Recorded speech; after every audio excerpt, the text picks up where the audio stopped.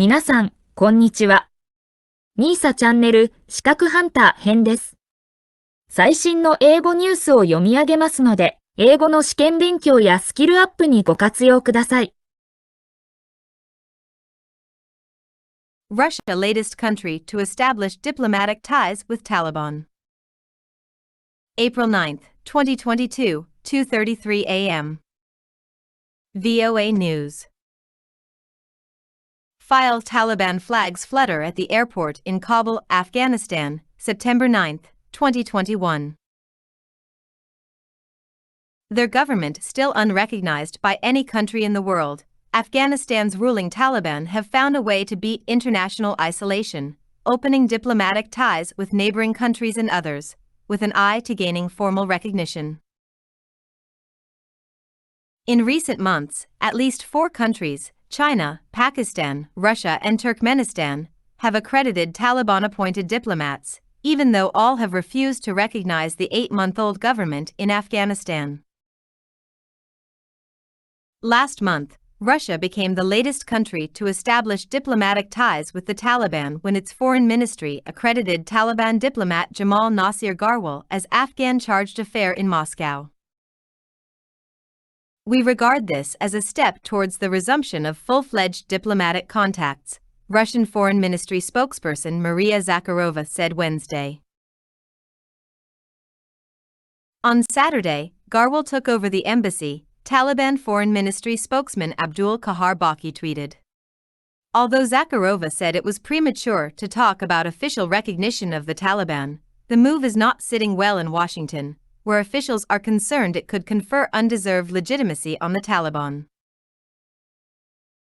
A State Department spokesperson said the U.S. and its allies remain deeply troubled by recent steps the Taliban have taken, including steps to restrict education and travel for girls and women.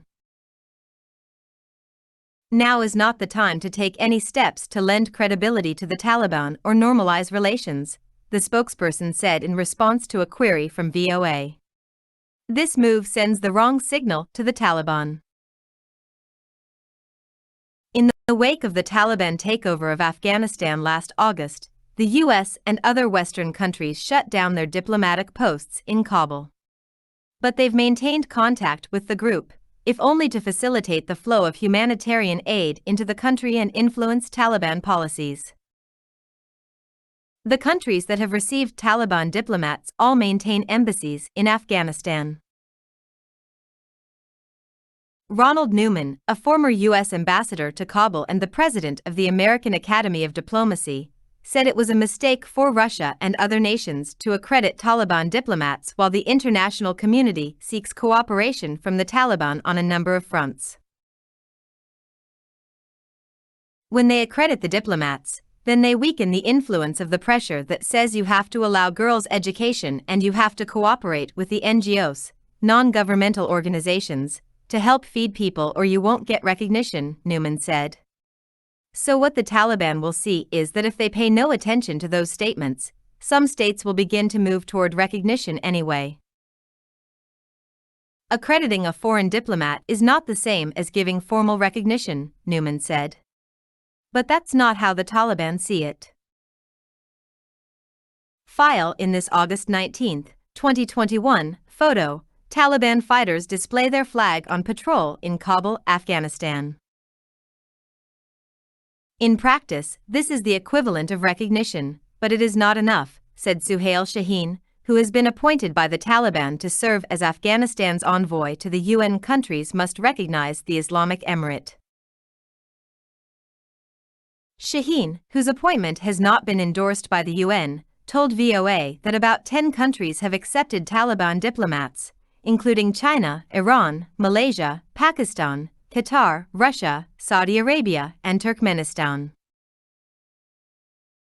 Of those, only 4, China, Pakistan, Russia, and Turkmenistan, have formally accredited diplomats appointed by the Taliban, according to announcements by Afghan embassies and the foreign ministries of the host countries.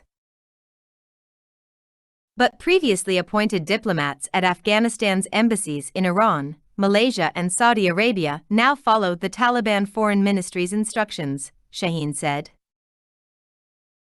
We don't have any problem with anyone who contacts the current government of the Islamic Emirate and follows its instructions, Shaheen said via WhatsApp.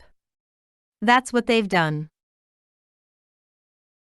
Abdul Qayyum Soleimani, the Afghan charged d'affaires in Tehran and a holdover from the previous government, told reporters in January that he'd received a letter from Amir Khan Muttaqi, the Taliban foreign minister, confirming his status as acting ambassador.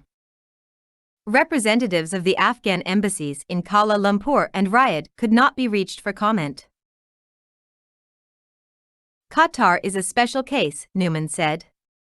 The Gulf state has long allowed the Taliban to operate a political office in Doha, and it represents some U.S. diplomatic interests in Afghanistan.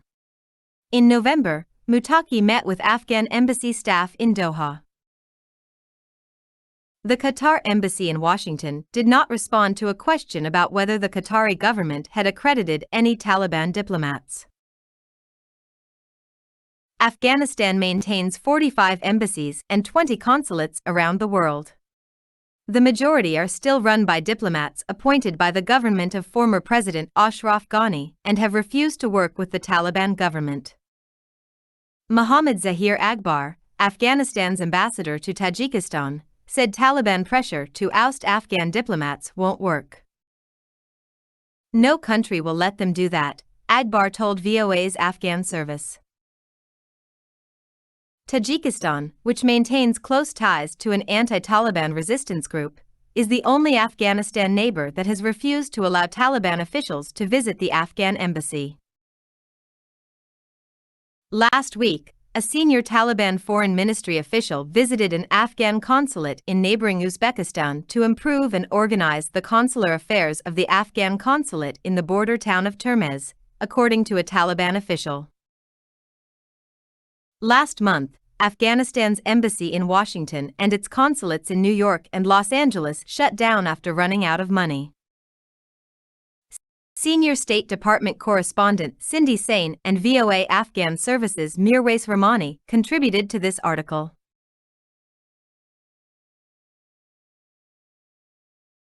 以上で今回のミーサチャンネルは終了です。